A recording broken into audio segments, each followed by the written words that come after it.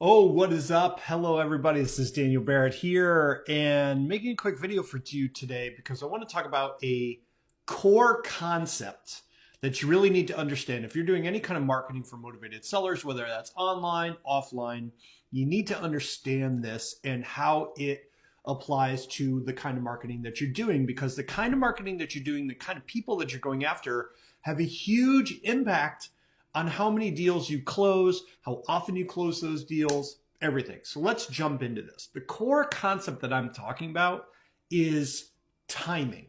And timing is everything inside real estate investing, but I don't think that most real estate investors think about it in this way. So let's talk about what a motivated seller truly is. I mean, any investor that I talk to, right, they say, I want motivated leads.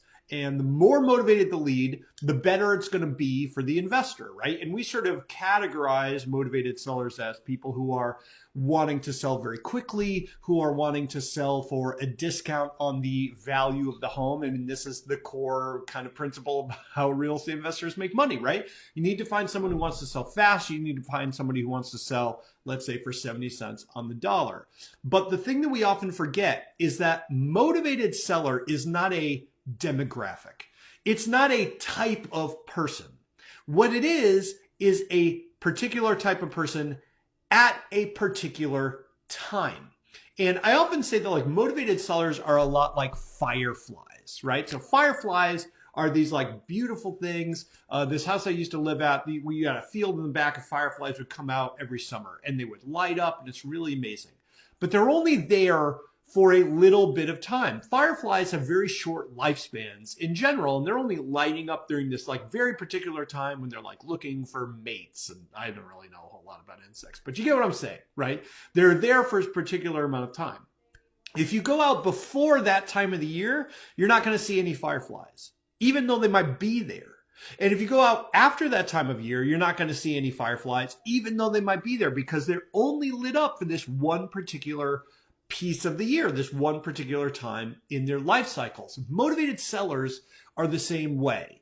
I might be the seller of a home, but if you get me before I know I have a problem, before I'm in this moment of high motivation, I'm not going to be that into your offer as an investor, right? You got to get me in the right moment. And likewise, if you approach me after I sell, right? After I'm out of that problem situation and into the future where that problem's been solved, I don't care what you do at all, right? I don't care about what an investor does unless I have a house I'm motivated to sell. So motivated sellers only exist in this brief window. If you reach them before they're motivated, they don't care. You reach them after they're motivated, they don't care. You got to reach them in the moment. Now, this is not a new problem.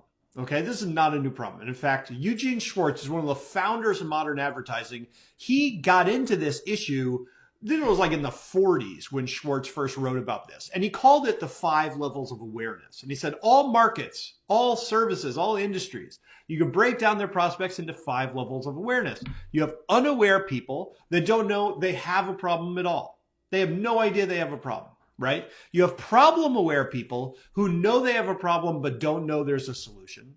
You have solution aware people who know they have a problem and know there is a solution. You have product aware people who know they have a problem, know there's a solution, and know that there are companies that provide that solution. They're just trying to figure out which company they want to work with.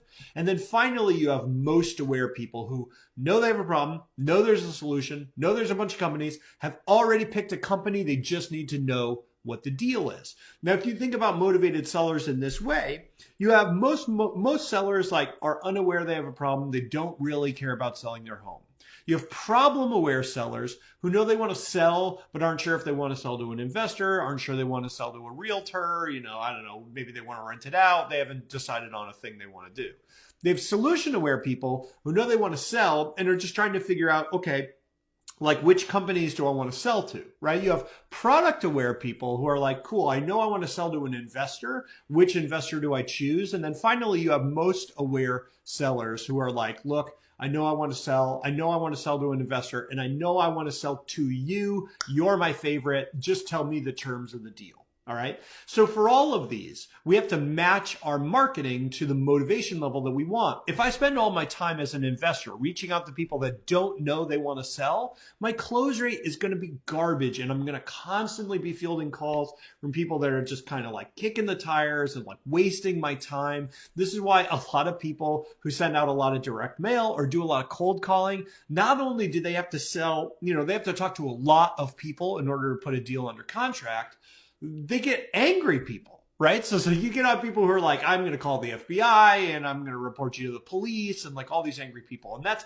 they're angry because they don't even know they have a problem. And you're like, hey, I want to buy your house. And they're like, what are you talking about? Right? But if you spend your time on this part of this spectrum here, where you're looking at product aware and solution aware, you're looking at people who are like, look, I know I have a problem. I know I want to sell. I'm just trying to figure out who to sell to. Those people are actually happy to hear from you because you are offering a specific solution to the problem. And look, maybe you're right for them. Maybe it's not. Maybe they're better to sell in the market. I mean, you can help them figure that out, but you are providing the value that they are looking for. And therefore they actually like you and they are thankful that you reached out to them as an investor. So which part of this spectrum you reach out to and who you talk to has everything to do with how often you close, what that experience is like for you, whether they experience it and you experience it as a positive interaction or a negative interaction. It can even affect the profit margin of the deal because people who are having this good experience and are feeling like you are helping them, they are often willing to accept lower priced offers just to work with you.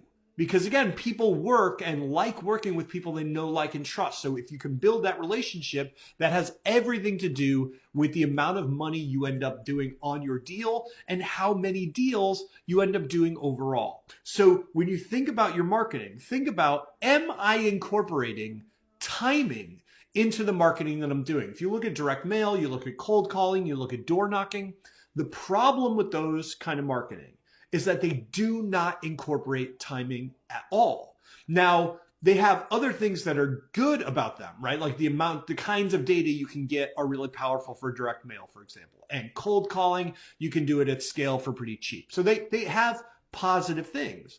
But the problem with them is that because they don't interface with this this timeline part of this deal, because they don't incorporate timing or awareness into the sellers that they reach out to, they're constantly going to close less often and be less pleasant than, let's say, leads that you'd get online. So always make sure that you incorporate into how you think about your marketing what the timing is of who you're reaching out to and whether they're actually going to be happy to hear from you or not. Hope that makes sense.